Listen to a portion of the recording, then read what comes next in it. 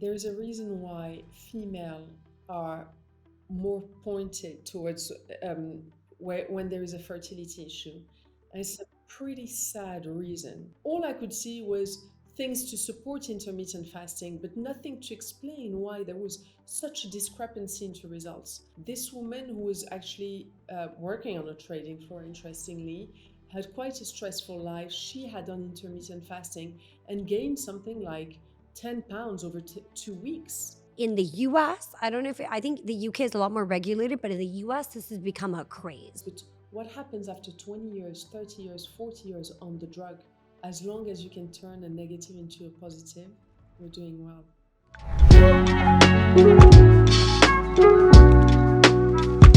So guys, welcome back to another episode of Biohack-it. And today I'm bringing you the incredible Yalda.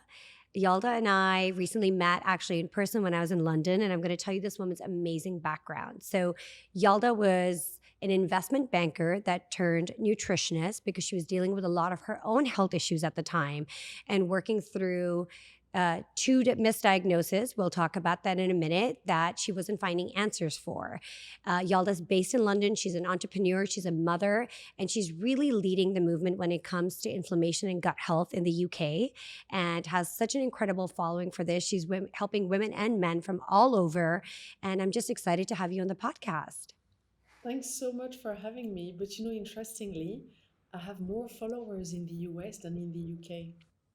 I was going to say that you have a huge US following, which, when, by the way, I told friends you're going to be coming on the podcast, people were so excited. So it's amazing that people find you from all over the world. Yeah, I think, unfortunately, the food is changing. The way we're living is changing. And the food standards in the US are slightly worse than the rest of the world. Yeah. So we're seeing more inflammatory issues, stateside. And I think that's why I have more followers there. My following is very Yeah, organic, it's word of mouth. So when people get results, they tell their friends and then they tell their family. That's absolutely. how it happened. Yeah, I have, y'all know what's crazy is I have a very close friend. She started following you. She lives in the States now. She used to live in London. And she started following you. I think she was, when you had like 40,000 followers. And she's watched your journey and she's used some of the tips and stuff that you give online and applied it to her own life and stuff. And you can see the shift, especially I feel that, like you just touched upon, like the food system in the US is so disrupted that even the small changes you suggest make such a big difference in people's lives. Yeah, I have always been someone who loves food. I Hmm. love good wine. So Yeah, my method was about going for the low-hanging fruit. What can I yeah. do that's easy enough to do so I can see a difference? Because if anything Hmm. the thing is humans, there's only so much information we can take. And when there is an Hmm. overload, our brains, like the cortex here, just can't deal I with. can't do it. Yeah, that's why if a recipe is too long, you get discouraged. If you get over informed about something, it almost stops you from taking action. So Yeah. I'm very much like that. I like simplicity. So I created a very simple method. It was for me first, and now I guess it's helping others, and they're liking the simplicity of it. So I want to get straight into Eat, Burn, Sleep, which is a method you created and you're helping people from all around the world, including a lot of people in the US. So let's talk through the core principles. Let's talk about your background, how you got into this, because you had your own health issues. And then I'm going to get into the pillars of Eat, Burn, Sleep. Sounds good. Yeah, I wanted to start by, asking about your own health issues. You had burnout because obviously you were in finance and, you were having this corporate life and you experienced burnout, which obviously led to health issues for you. Well, actually, it wasn't quite like that. I was in finance, everything was fine. And then I became pregnant with my first child. Pregnancy alters immunity. Hmm. And sometimes some people with intolerances, they can see the intolerance disappear, or it can trigger new issues. For me, it triggered an autoimmune issue. So it triggered Wow. ulcerative colitis, my first pregnancy. The doctors were in a panic. I'm someone who's very calm. I don't panic easily. So I was like, why are Yeah. you panicking? I had no idea about how the disease could evolve.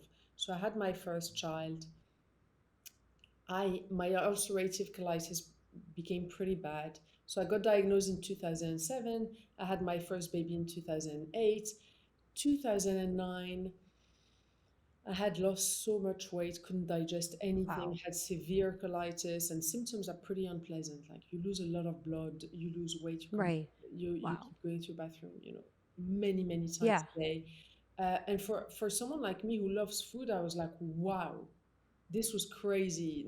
Having Yeah. food hurts me so much, or anything hurts me. Like I didn't know what triggered it. Um, I was put on a course of steroids. I got a bit better. I got pregnant with my second child. And interestingly, during that pregnancy, I went into remission because, as I was just saying, immunity gets altered. And suddenly I could eat Wow. Okay. everything. So that was amazing. I was pregnant with my second Yeah. child. I remember being able to finally eat cheese again and bread and all these things. So I was enjoying it. And I was going to say, you're obviously French Moroccan. So your background, you obviously love cheese. You obviously eat a variety of food. So for you, it must be really difficult. To not be able to enjoy food Yeah. was very difficult. I'm Moroccan Iranian. I lived in France Hmm. 12 years, where Yeah. food is in my family. Anyway, during my second pregnancy, I went into remission. After my second baby was born, my disease started again. And a few years later, I got diagnosed with another autoimmune disease called autoimmune hemolytic anemia. It's a very rare condition where your body destroys your own red blood cells, and that was serious. And I almost died twice. So I Wow. had very difficult years with my health. And then Yalda, talking about it, because we've just started about discussing your pregnancies and stuff. Do you work a lot with women then prenatal and kind of get them, because prenatal health now has become also so important. So are you working with a lot of mothers who come to you saying, I'd like to conceive or I'm planning to get pregnant and get their bodies prepared for that? Yes, because I have realized at my expense during my years of illness that chronic inflammation can cause miscarriages.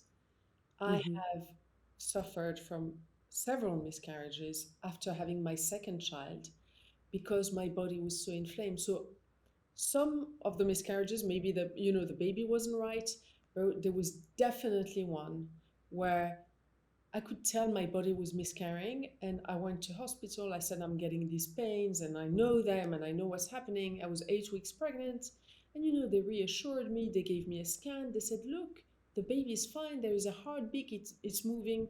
And actually, because my body was so inflamed, it was seeing the baby as a foreign pathogen and it Yeah. expelled it. So it was a rather traumatic miscarriage where Hmm. a few hours before the baby was fine and kicking away, and my body just went, we don't want it. And that's why women who go through IVF, for example, when the egg is being put back into the womb, uh, they're given anti-inflammatories, they're given steroids just to calm the immunity so the body doesn't see the fetus as a foreign pathogen and doesn't kick it out.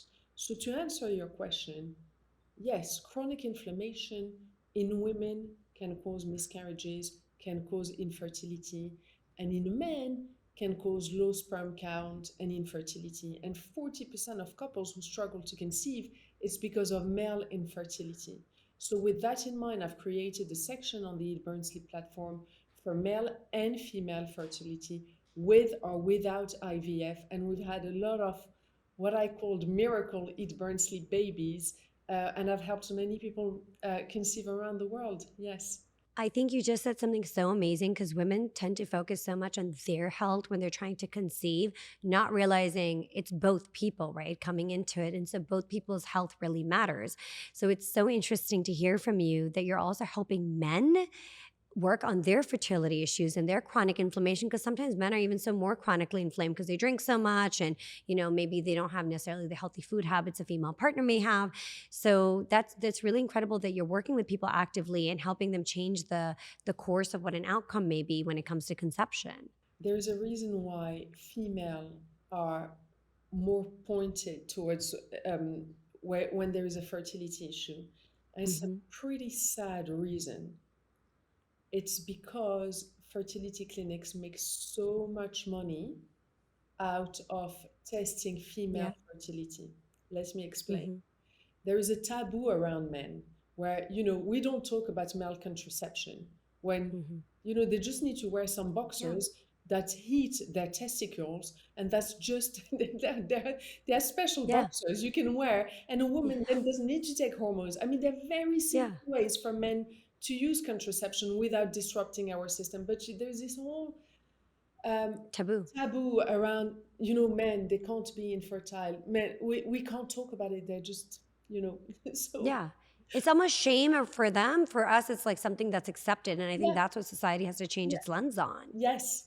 And it's ridiculous because a lot of men don't even know about it because of this. Anyway, so all this to bring us to fertility clinics. When a couple arrives, uh, if we ask a man to take a sperm test, it costs between $100 and $300.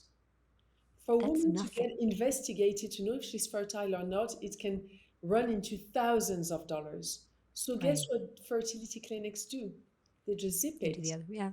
and they Yeah. leave it to, we're going to investigate the female, and in 60% of the cases, yes, it is female of fertility, and then 40% of cases they find nothing. They go, oh, how about we run a sperm test, a sperm count, and so After you're so much already down the hole and you spent all of this money, and they're like, oh, well, let's just yeah, check now.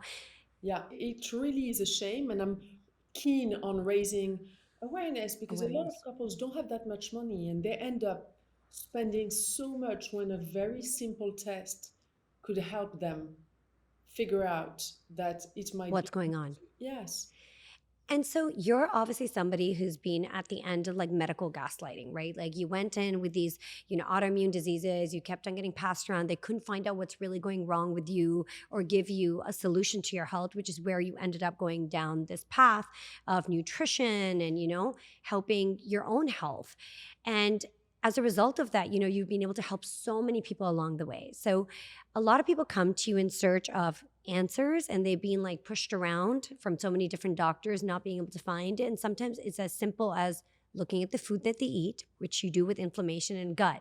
So with all the kind of you've seen, what are some of the starting points? Where should people start when looking at inflammation in the body and gut health? So the first thing is my diagnoses were made properly. I was not misdiagnosed. I was diagnosed with two Yeah. conditions. Then I also want to be grateful for the doctors that I ended up with who really helped me. And yes, at the beginning of my journey, I did suffer from what you're calling medical gaslighting. And I'll Yeah. explain to you how it happened. I went through several doctors for my colitis in particular because I was a patient who questioned. I wanted to understand what causes this, what causes autoimmunity. Right. I want to understand. I want to understand. And I had just one doctor, a gastro based in London. I'm not going to name him. He was getting frustrated with me because the treatments didn't work on me. Right. And I was questioning, and I think he felt a sense of failure with me because Right. medication didn't work. Because what normally he got a certain amount of results. I'm not talking about optimal health, but at least Hmm. some control of the symptoms didn't work with me. What I noticed through my journey and through the several doctors that I've seen is that female doctors have are more tolerant to failing, if I may call it like that. Yeah. Oh, So wow. that because I think, listen, I don't think I hold all the answers, but my interpretation is they had less of an ego and they were more working together with me into solutions. And they were Okay. okay to answer my questions. They had slightly more patience and they were okay with the process of let's try and fix this. So I had two doctors in London, a gastro called Dr. Hart, Dr. Elsa Hart, and a fantastic hematologist called Dr. Nicola Cooper, who works for the NHS. And these two women were absolutely amazing. they helped me understand that the thing in common between my two diseases was inflammation at a time where no one spoke about it. And that's when the penny dropped for me. And I thought, this is the thing in common between my two diseases. I'm going to fix it. But the reason why Right. doctors never said to me there is a link with food is because for them to be able to say that, they have to have a study backing it. And Mhm. remember, in the medical curriculum, nutrition is about one page. It is Yeah. not their skill. Their skill is completely different. So I don't like blaming doctors because doctors are trained for something and they apply Yeah. what they've been trained for. And in fact, last Saturday, I was invited to a drinks party and there were many doctors and they were kind of blaming themselves about the fact that they don't know anything about nutrition. And I said, hold on, you can't blame themselves. You can't blame yourself. It's not part of your training. That's where Right. people like me step in. Yeah. And that's where I think the medical system in some ways need an overhaul. They need more practitioner partners like yourself, and they need to refer clients and patients over before putting them on medication, being like, let's get the root cause, as we call it. Or they need like the medical system needs a bit of an overhaul to bring in lifestyle and nutrition into training up these doctors. Yeah, and working together. And to be fair, it's happening organically. I have many medical Yeah. centers in the US that are recommending my platform. I have given talks Yeah. to NHS patients in the UK. I have a lot of NHS doctors who are time constrained. They have 7 minutes or 10 minutes to see a patient, some GP, and they say, listen, you're Yeah. suffering from PCOS. I haven't got time to explain, but if you have Instagram, go and follow this girl. So I think the change is slowly happening, but for it to be from top to bottom is going to Yeah. take, a lot. A lot and a lot of education. And this brings me into kicking straight into the pillars of eat, burn, sleep. So it's obviously food, movement, and mental health. So I want you to walk us through each one of those pillars and how they're so crucial. We wouldn't have a podcast talking about optimizing women's health without talking about BodyBio. I use BodyBio every single day, and their hero product is a necessity for everyone in my house. PC is a pure liposomal phospholipid complex that helps protect the 70 trillion cells in our body from aging, environmental stressors, and toxin exposure. This little guy is great for everyone, you, your husband, your kids, and even your pets. Our health truly starts with ourselves, and PC gives them the support and maintenance they need. To learn more about BodyBio, head over to their website, www.bodybio.com, and use the code Biohack-it for 20% off your first order. And if you've already purchased BodyBio and want to rebuy, use Iman at checkout for 15% off all your orders. They're crucial and they work together. So fixing your diet is not enough. I'll give you a simple example. If you eat, if you're following the because I share food lists and it's very flexible Yeah. on my platform. You've got green food lists, which you can eat every day, orange a few times a week, and red, that's your Mm-hmm. treat. That's my glass of wine twice a week. Yeah. So if you were to follow the food lists down to a T, but you were super stressed, you might not get results. When we're Right. stressed, we produce cortisol. Cortisol is the stress hormone. Cortisol does many things. The first thing is because it is a hormone, it triggers the hormone cascade and will disrupt all your other hormones. Mm-hmm.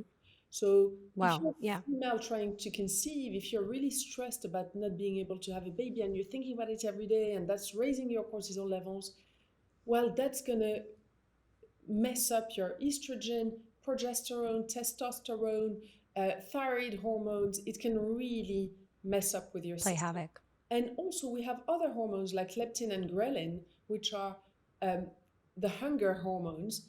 They will be affected by stress and cortisol.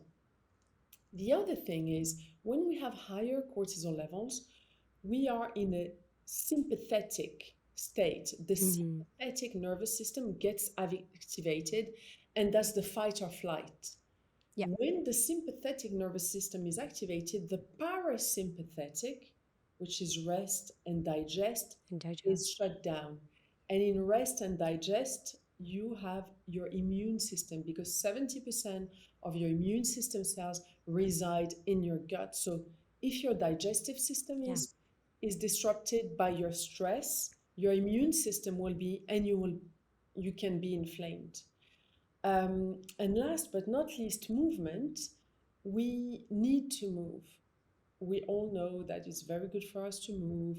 Um, we need exercise for bone density, for muscle density, to produce endorphins, for mental health, for so many things. But some workouts can Create be more inflammation. inflammatory because they trigger Hmm. higher cortisol. And then you're looping down to that, hormone cascade, sympathetic nervous system. And that's why, some women, they go and they'll do a really hard hit class or tough workout, or even a very strong yoga class that's too young, too strong for them, or Pilates that is too strong for their system. And afterwards, they'll Hmm. feel completely swollen. They Yeah, feel swollen because water retention can be caused by inflammation. right. So my method is about not perfecting all of that. We all have our stresses and it's normal, but it's about trying to regulate your food as best as you can whilst you're still having fun, your cortisol and your movement. And I wrote something down when you were explaining all of this, talking about your food list. And something I love about Eat, Burn, Sleep is you don't remove anything, right? You're not like, you can't touch this, you can't touch that. It's about live your life. I'm going to help you live your life, be able to enjoy yourself, be able to see friends, eat out, but do it within certain parameters so your health doesn't suffer. When you talk about your food list, Yalda, do you look at a patient's blood work? How do you come up with their food list that that client or that person you're working with is meant to be on? So I have the majority of the people that I help, which are on the online platform. It's a subscription Mm-hmm. platform, super affordable. You get, Yeah. everything for around $300 for the year and one-on-one support from myself Yeah. and a team of nutritionists. And very complex cases, I coach privately, which Yeah. I love doing because I do research for them. For example, someone with cancer or like something quite or Mm-hmm. infertility where they've tried everything, or severe hormonal issues, or people who lose their period, or things like that. And then the research that I do for them, I'm then able to add onto the platform for everyone else. Um, so the way the food lists are designed is with this same, um, you know, principle of going for the low hanging fruits. That's how I did the food lists. But then Amazing. on the platform, I have advice for each goal or condition. So if Okay. you have acid reflux, if you have PCOS, if you have endometriosis, if you have fertility issues, if you have arthritis, Crohn's, colitis, IBS, IBD, psoriasis, so many things are covered, cholesterol, so many things Right. are covered on the platform. I then add a layer of complexity and another filter. So if you're suffering from cholesterol, if you're suffering from acid reflux, you go in that section, you read the advice, or thyroid issues, or Graves' disease, whatever it is. You're incorporating that advice to refine the food list slightly further for you. That's Okay. how it works. But I don't ask people to run allergy tests. And Right. if you have an allergy, just don't have that food. But intolerances, oftentimes, if you go for an intolerance test and you get a lot of foods that show like you have antibodies against those Mm-hmm. foods, generally it's a sign of leaky gut. It's not because you're allergic, you're not. It's Mm-hmm. because your gut is not sealed. So little particles of food go into your bloodstream. Your body notices this pathogen and creates an antibody. But Right. avoiding those foods is not going to seal your gut. The eat, burn, Right. sleep lifestyle will. So a lot of people sometimes start with the lifestyle. They have all these intolerances, and within 6 weeks, 8 weeks, they realize it's much better. One more thing, Yeah, of I don't course. like people to cut out foods 100% from their diet unless they are allergic, because if you stop eating something for too long, you lose the gut bacteria to digest it. And that can actually lead to severe intolerance. That's why my food lists offer flexibility. And a lot of inclusivity. And also, I think it's bringing joy to people's life, right? If you love something and you can't eat it, it's going to take away a certain part of joy from you. And that's why I know you don't believe in these extreme diets or extreme workouts or even extreme fasting, which is the next thing I'm going to go into. So I want to walk through your ideas on fasting for women. Right? Because women are obviously very different to men. We have different hormone cycles. So I want to talk about women's hormones, fasting, and your take on fasting, because a lot of women now in the US are doing 16, 20, 18. I made a mistake. I did a really long fast last week by mistake and I didn't feel good after. Okay, so I'm a research nerd. Yeah. And since I was little, I like to understand why.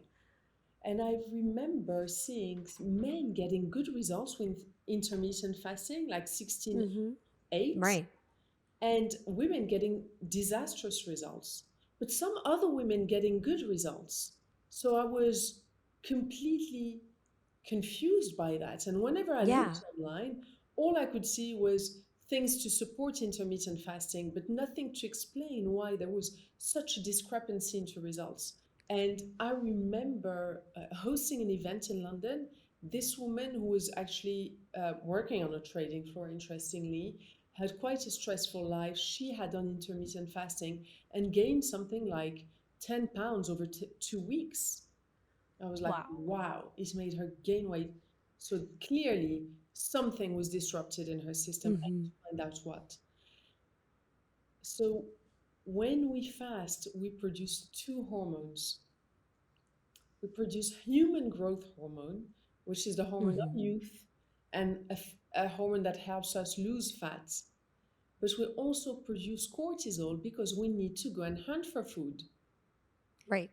So if you are a very stressed individual and you are a woman in your conceiving years where a lot of hormones are going on, if you add cortisol on top of that, it's going to trigger the hormone cascade.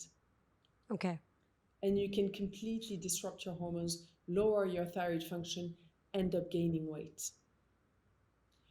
For men, my interpretation was that ancestrally they would go and hunt and for Hmm. hours would be without eating and would exercise and they were fine. When we were staying back in the caves and maybe nibbling on some roots or a few nuts or whatever, Right. a few leftovers. So we never went through very long periods without eating anything. So what I've Right. noticed is postmenopausal women are more prone to doing better with long fasting windows. And I like moderation. So Right. we are in a society of grazing. There is a grazing culture, Hmm. even more so in the US. And in Emily in Paris, how Yeah. in the office, the French don't eat between meals and you're not allowed to Yeah. bring food. And the American is like with her food undercarriage, Yeah. all this It's a food around. great example. So this grazing is really bad for you because it keeps your blood sugar levels elevated all the time, and that can Hmm. lead to weight gain, diabetes. So my method hits that middle, which is moderation. On the Eat Burn Sleep platform, the meal planning allows for a 12-hour overnight fast, which allows your system, to use all that energy. And I ask people to try and not snack between meals. So it's the Yeah. right middle. We're not going extreme 16/8 or 24, but we're also removing the grazing, which is not good for us. We need to be able to process that food between our meals. And then Yalda, talking about grazing and kind of goals that different people on the platform have with you, right? What if a woman, like I know muscle mass, gaining muscle mass is something that's important for women to have, especially as we age. So if you're working with a client, I'm somebody who's like that, I'm trying to gain more muscle mass this year. What do you recommend for people who want to maintain and also gain muscle mass? Like, what is a fasting window for somebody like that? So my method has helped people improve their body composition dramatically, even without exercise. How? Well, because just with food, you can either feed the muscles or not feed them, feed your fat cells or not feed them.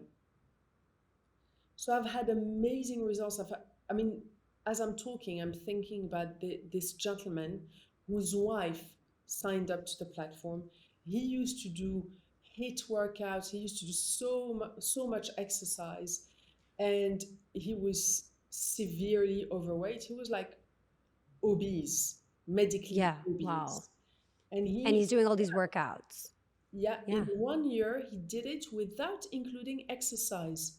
And his body composition massively increased. He gave up all exercise. He read my principles. But I like, and in the second year, sorry, he started including the movement videos that I share on the platform, all the Mm-hmm. anti-inflammatory movement, and that's what I use. I'm 45 years old. I got a DEXA scan, despite all the Yeah. steroid treatments that I was on, despite not having dairy because I'm actually severely intolerant to the protein in the milk, Okay. um, casein. I have very strong bone density, and I have, you know, very good muscle mass, way above, the average for my year. Yeah. Um, Only based on that anti-inflammatory lifestyle, my movement videos, which, I'm not lifting huge weights. Mm-hmm. I'm mainly using my body weight, Right.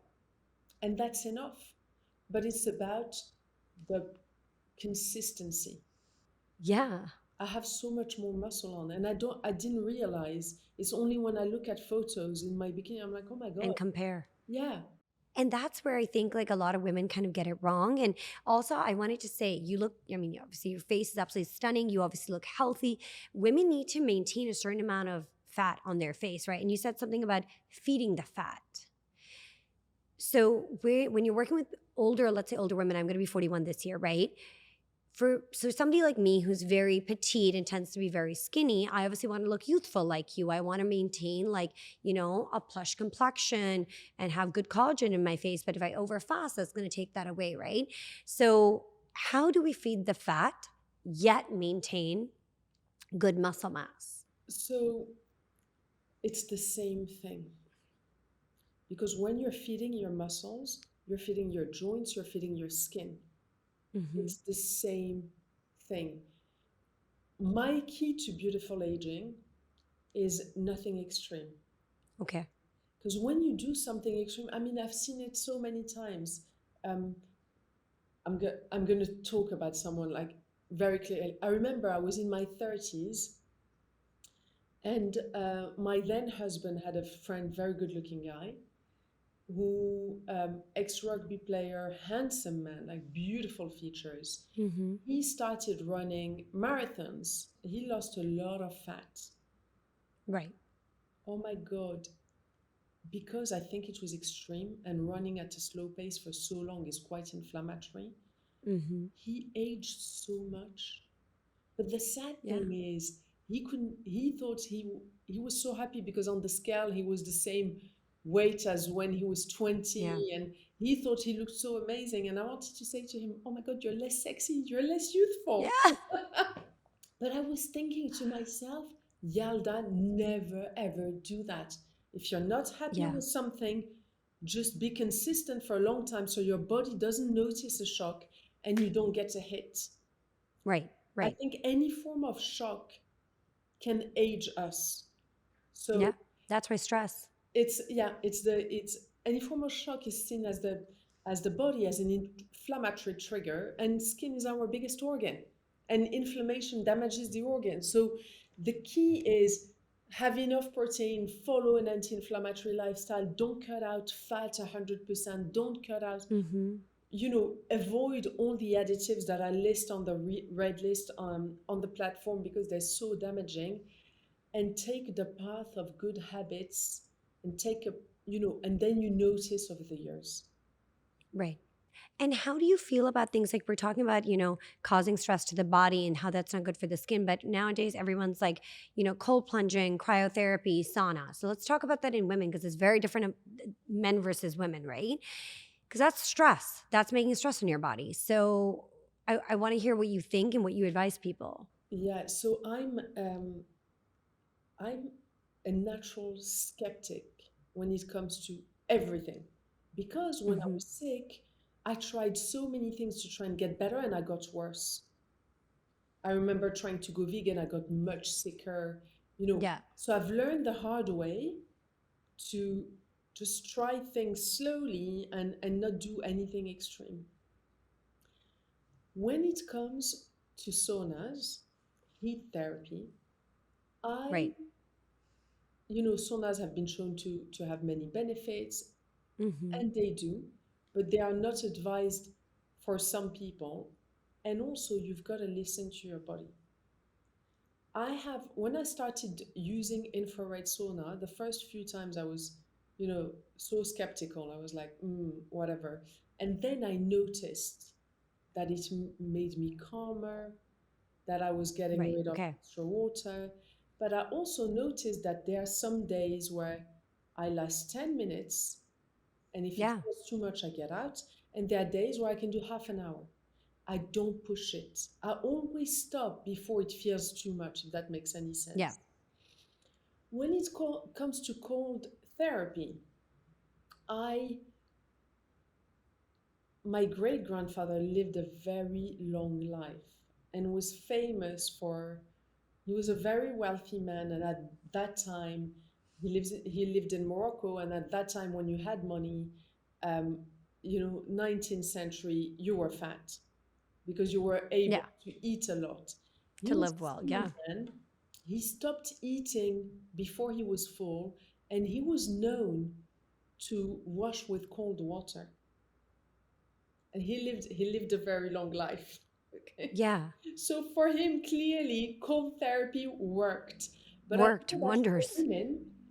for women, if you have hypothyroid, for example, saunas are much better for you than cold therapy. And all this, for example, I share in the thyroid healing advice. Like on the platform, I really target the advice of who can do what and who should avoid it. Hmm.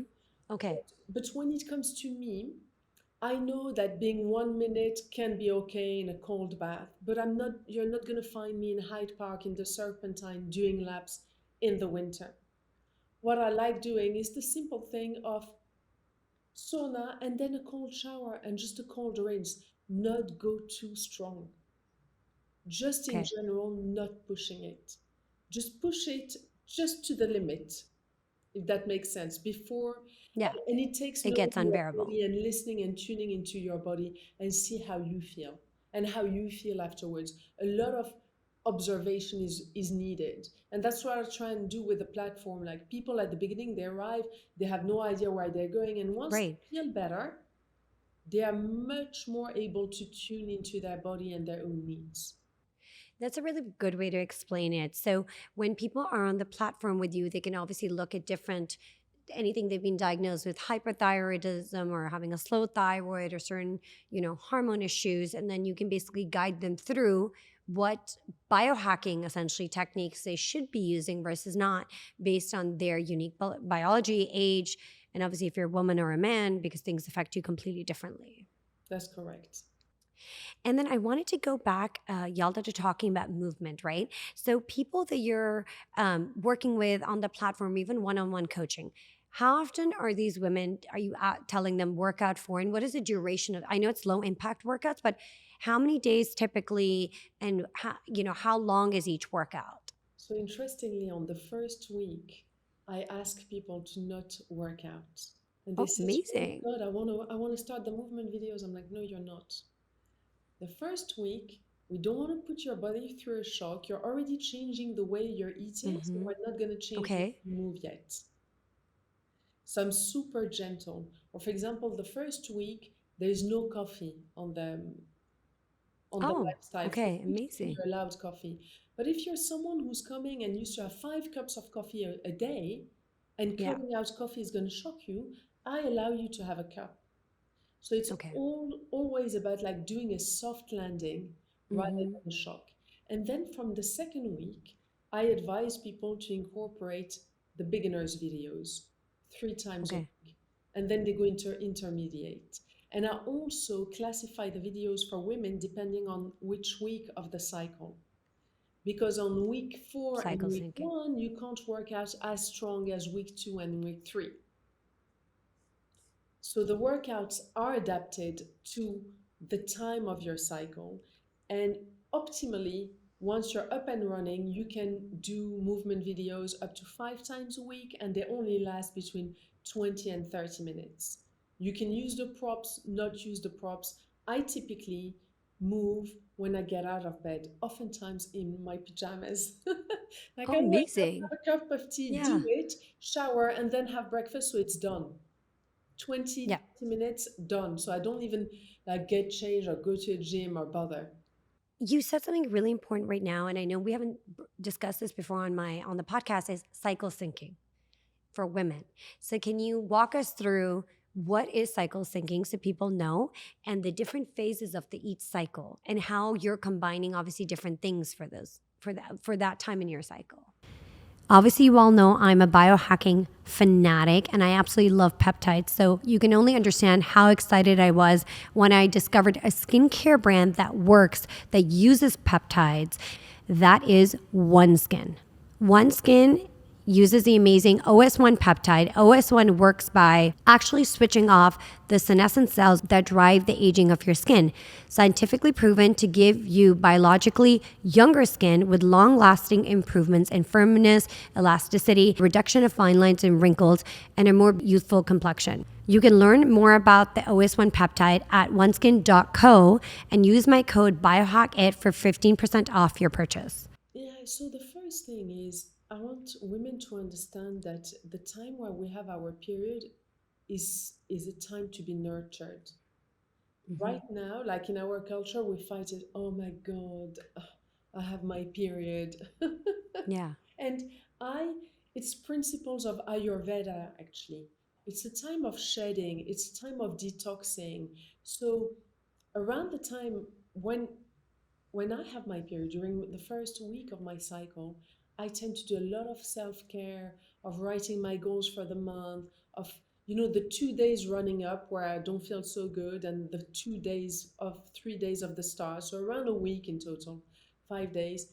I'm like, if I don't want to go out and I want to go to bed early, it's okay, I'm gonna cancel. I'm Right. just going to listen to my body. I'm not doing any hard workout. I'm going to do some gentle, like mobility, stretches, Mhm. no inversions, really adapting to that time and focusing on self care, self love, switch off cycle, renewal. And by day 4 we feel amazing because progesterone Right. because progesterone has dropped, like the beginning up to ovulation we feel absolutely amazing, but that little time of the run up to our period to the few days after, I think should be a time of nurturing and embracing it. So Mhm. workouts, like the gentle ones, are for the last week of our cycle and the first week because there's that transition. And then the middle bit where we're, stronger, more energy, closer to ovulation is when Mhm. the movement videos that I share push slightly more and you can tolerate slightly higher levels of cortisol.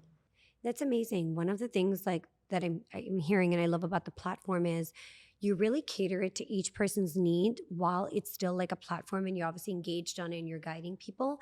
But women, from a female perspective, you can really take care of your hormonal health and really still fight chronic inflammation and gut health through this without feeling overwhelmed, because sometimes you're like, oh my god, there's so much to do and there's so much information coming at me, so you make it very digestible for people. Yes, and that came, from personal experience. During the years where I was sick, and, it was from 2007, and I was able to be medication free only in 2015. So it was a long ride. Hmm. I was fortunate to be able to pay for the best doctors, travel, see Yeah. nutritionists around the world, and the truth is, not a single person had all the answers. When I went into remission and I finally decided to share with other people what I had discovered, I realized that people who needed to access health the most are people with the lesser income, because they will be Yeah. more prone to more stress, having Mm-hmm. less Yeah. access to fresh, unprocessed food, and having less access to health education. So I thought to myself, if I want to make a positive impact in this world, in this world, I have to create something that's affordable. That's Right. why I created an online platform that is so affordable. I wanted to not be exclusive. I wanted to be Inaccessible. Yeah. inclusive. Yes. So yes, I do have an exclusive offering, as I was saying, for complex cases, but Mm-hmm. that's why I created all this personalized advice, all this tailored advice, yet at a, super accessible and for all to be able to access. I know all women listening to this are going to want to ask, and you and I, when we had lunch, we spoke about this. So, a lot of women struggle as we age with skin laxity and cellulite. And I know you have been able to help so many of your coaching clients, but also people through the platform to get rid of that. So, I want to talk about, because everyone's like, it's a big problem in women. Like, we feel frustrated by it. And you told me something amazing at lunch that you share on the platform as well about kind of cellulite is essentially inflammation in the body, right? And I want to hear, have you share with everybody what you told me over lunch and how you've helped people when they get on your program and they get off it. There's an obvious shift in the amount of cellulite they feel that they have. Yes, so I didn't realize this because I hadn't researched it, that Yeah. cellulite is a disorder that's linked to chronic Mm-hmm. inflammation. That's Yep. why you have some people who are very skinny and they have cellulite. And you have Yeah. people who are, bigger, but they won't have Mm-hmm. cellulite. Yeah. And I started, I didn't notice on myself. I started getting feedback from people saying, Yalda, my PCOS symptoms are under control, my migraines are gone. And the most amazing thing is I no longer have cellulite. So that's when I was like, hold on, Amazing. cellulite, chronic inflammation. I did a quick search Yeah. and I found all these studies linking both. But when it Right. comes to skin elasticity, it's the same thing as the muscles. And um, collagen production gets impaired by chronic inflammation. Right. Even on the, I'm going to talk about myself, I can see when I'm better at following this lifestyle, my skin looks so much better. Right. It does. And I get more compliments. I there's one case actually that I love. This was a private client. This is a man who came to me because he had fatty liver disease, age 34. Wow. He had another rare condition called MGUS, and he had a lot of weight to lose. His doctor said to him, "You should go on Ozempic," and they bought the they bought the injections. They had them in the fridge with his wife. She followed me on Instagram and said to him, "I beg you, please give this woman a chance. Um, just give it a go, like the natural way." Anyway, we worked together.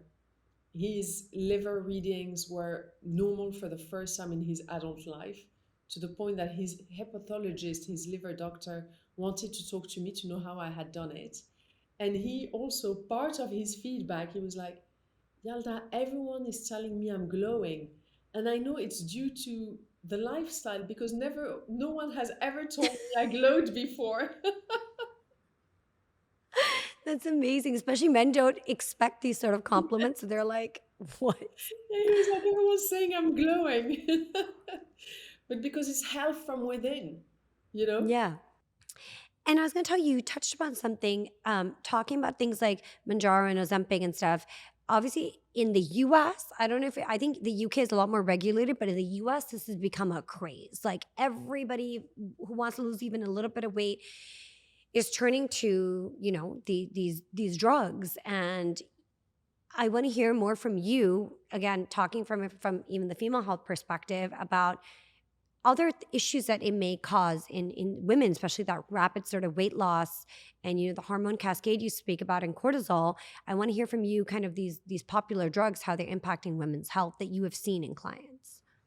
Well, the first thing is the side effect of this drug is pancreatitis, which is Hmm. inflammation of the pancreas that can lead to pancreatic cancer. And if you look at the Right. survival rates of people with that cancer, they're very low. And also, the Hmm. biggest issue is you have very few warning signs before it's too late. Yeah. So that's the side effect. So when you're looking at a drug like that, you have to outweigh that serious side effects with the side effects of not taking the drug. So if someone has Yeah. only a little bit of weight to lose, I think it is severely hazardous to use this. Also, what I have noticed in people who use Ozempic, and I'm talking about the feedback that I had on social media from people because I wrote a long article about Okay. the side effects of Ozempic and what you don't hear. Some people have written to me saying that when they stopped, they gained even more weight on the back of it. Yeah. And I'm guessing it probably dysregulates our insulin even more because it is drug aimed at diabetics, the first thing. Correct. Second thing is some people have suffered severe hair loss because of it. And Wow. I know people socially who had like the most beautiful hair and like bad, bad Yeah. bald patches. And the third thing that I've noticed, and this is socially, is the aging of the skin. Yeah. That is insane. So if someone has 50 pounds to lose, 60 pounds to lose, of course, if you look at the stats of their chances of developing cancer, heart attacks, cardiovascular disease, and all of that, Hmm. probably outweighs the risks of pancreatitis. And they can be an argument that they should be taking this. But what happens after 20 years, 30 years, 40 years on the drug? Because you're meant to not stop it. Yeah. My personal opinion is there's going to be an Ozempic backlash. I've had incredible results on people who are morbidly obese, who reach, Yeah. a healthy weight. And then you get all the other added benefits of your skin becoming better, your muscle mass. Yeah. Ozempic has been linked to severe loss of muscle mass, Yes. Yeah. severe. And I guess that's why there is the aging as well, because you're losing the muscles on your face and holding your skin. Right. Not So keeping you uptight. in health, I don't think there's a shortcut, I'm afraid.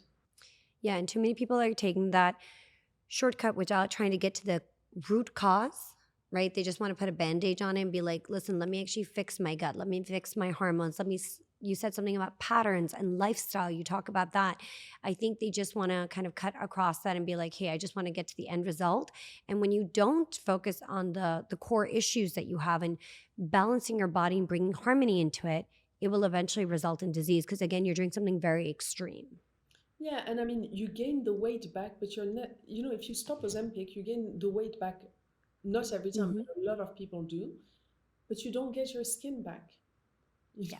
Once you've Yeah. lost the collagen and the elasticity. Yeah. So I, what people don't realize is it's much easier to be healthy than they think. Yeah. It's a question of habits. The first time you drive, at the beginning, you're like watching every car. But then you get into the habit, the pathway is getting ingrained in your brain, and you're like on autopilot. You're not watching every car, every corner. It's the same thing with health. It takes 21 days to build a habit. If you stick to healthy choices for 21 days, it will no longer be an effort. You will no longer need motivation. You will be in autopilot just like you're doing when you're driving. So it takes 21 days. And the day where people tend to quit statistically is day 19. So stick to your 21 days, Stick to. rewire your habits. And people on the eat, burn, sleep lifestyle, sometimes they say to me, oh my God, Yalda, I failed. I had some like too many treats last week. Do I need to start again? And I say to them, absolutely not. You just continue because the Just start back habits on. are not lost. You're still building them. And the more you do something, the easier it is to do the more your habits change, and then it becomes completely effortless to be healthier without having all the side effects of injecting yourself every day with a toxic product. So I'm so glad you brought this up about healthy habits. When you and I had lunch, you told me something and it stuck with me. So when we had lunch together, you started with, I was talking to you about glucose spiking and, blood sugar levels going up and down. You said, Iman, the simplest thing is always start your meals with fibers, start with greens. And then, because I ordered a burger for lunch, and you said, start with greens, put fiber in your body, and then from there you layer on from there. And since you and I had lunch, I started doing that, and I've seen that I don't have the crashes anymore. I feel like energy is great. I'm not going up and down. That like really sluggish feeling you feel after you eat. I'm not having that, and I'm still being able to enjoy my life. So it was a small thing you said to me at lunch, but it stuck with me because it's like you just have to look at where you're eating and the order in which you're eating. And it made such a big impact. It was one small thing because I did it for 2-3 months now and I feel it. Yeah, I mean, blood sugar levels are they are meant to fluctuate, Yeah. but we want to keep them stable. And to keep them Hmm. stable, you need a minimum of fiber in your tummy. Yeah. Protein, of course, releases slower than carbohydrates. Yeah. And you also want to have fat. Because when Yeah. we have fat at the stomach level, it keeps the food in the stomach for longer, so the sugar gets released in the blood slower. And fiber does that as well. So for example, if you're eating fruit versus a fruit juice, if you drink the fruit juice, the sugar is in liquid form, it goes into the bloodstream super quickly and it spikes your blood sugar levels.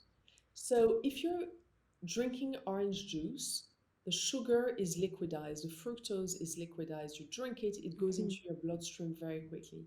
If you're eating an orange, your body is going to have to break down all the little fibers before it gets to the sugars, to the fructose. Right.